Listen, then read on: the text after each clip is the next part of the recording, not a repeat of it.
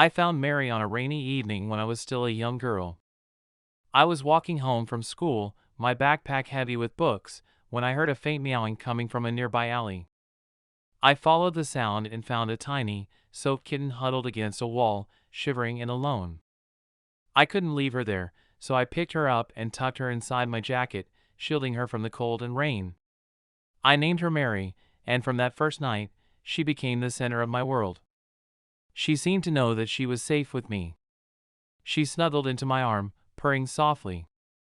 It felt like we belonged together. As she grew, so did our bond. Mary always knew when I needed comfort. When I was sad or worried, she would climb into my lap and purr, making everything seem a little better. Mary was there for me through some really hard times. When my parents divorced, I felt like my world was falling apart. I'd cry myself to sleep, and Mary would be there, lying next to me, her presence calming my heart. She was my constant companion, the one who never let me down. When I lost my job at the bookstore, it was Mary who kept me going. I was scared and uncertain about the future. I'd sit on the couch, tears running down my face, and Mary would curl up in my lap, her warmth and purring offering a kind of comfort that words couldn't. She made me feel like everything would be okay. There were so many happy moments too. I loved our lazy Sunday mornings, lounging in bed with the sun streaming through the windows. Mary would chase beams of sunlight across the floor, her playful antics making me laugh. She had a strange love for classical music, and I'd play my grandmother's old piano while she sat nearby, her ears twitching to the rhythm. But life wasn't always kind. One day, Mary fell seriously ill. She stopped eating and became very lethargic. I rushed her to the vet, who told me she had a severe intestinal blockage that needed surgery. I was terrified. The hours during her surgery felt like an eternity. When the vet finally came out and told me Mary had made it through, I was so relieved.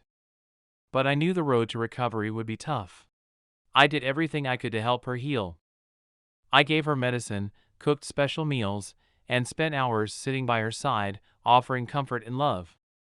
Slowly, she started to get better, and my hope grew. Our bond became even stronger during that time.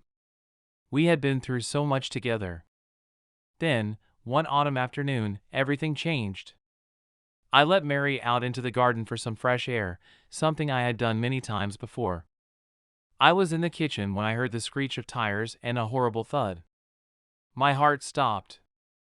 I ran outside and saw Mary lying still on the road. A car had hit her and sped away. I cradled her lifeless body, sobbing uncontrollably. My world shattered. The days that followed were a blur. I couldn't eat or sleep. The apartment felt so empty without her. I sank into a deep depression, withdrawing from everyone. Nights were the hardest. I would lie in bed, clutching Mary's favorite toy, tears streaming down my face as I whispered her name. In my darkest moments, I sat by the window, looking out at the garden where Mary used to play. I replayed our happiest memories, holding on to the love we shared. I remembered how she would nuzzle my face when I was sad, her playful pounces, and her soft purrs. Those memories, though painful, started to bring me some comfort. One evening, I decided to create a small shrine for Mary. I placed her photos, toys, and a candle that I lit every night. Sitting by the shrine, I would talk to her, recounting our adventures and expressing my gratitude for her love. Slowly, the act of remembering began to heal my heart. I started to write about our experiences, pouring my grief and love into words. Writing helped me process my pain and find a sense of peace. I connected with others who had lost pets, finding comfort in knowing I wasn't alone in my grief. As months passed, my pain eased, replaced by gratitude for the time I had with Mary. I'd sit in the garden, smiling at the memories. The garden became a place where I felt closest to her. On the anniversary of her death, my friends suggested that I adopt another rescue kitten. At first, I couldn't bear the thought. It felt like I would be betraying Mary, replacing her with another cat. The idea made me feel guilty and disloyal. But my friends gently reminded me that Mary would have wanted me to be happy and that adopting another cat wouldn't mean forgetting her. After much hesitation, I decided to give it a shot. I went to the shelter and found a tiny, timid kitten that reminded me of Mary in so many ways. I named her Hope. Hope brought new joy into my life.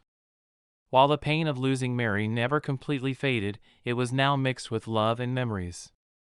I'd often tell Hope about Mary, sharing stories of the cat who meant so much to me. Hope seemed to understand, curling up in my lap just like Mary used to. One evening, as I watched Hope play in the garden, I felt a sense of peace. I knew Mary was watching over us, her spirit a constant presence in my heart. The love we shared was eternal, a bond that transcended time and space. I whispered into the evening breeze, "Thank you, Mary, for everything. You were my light in the darkest times. I miss you every day, but I know you're in a better place. I hope you're happy, free from pain.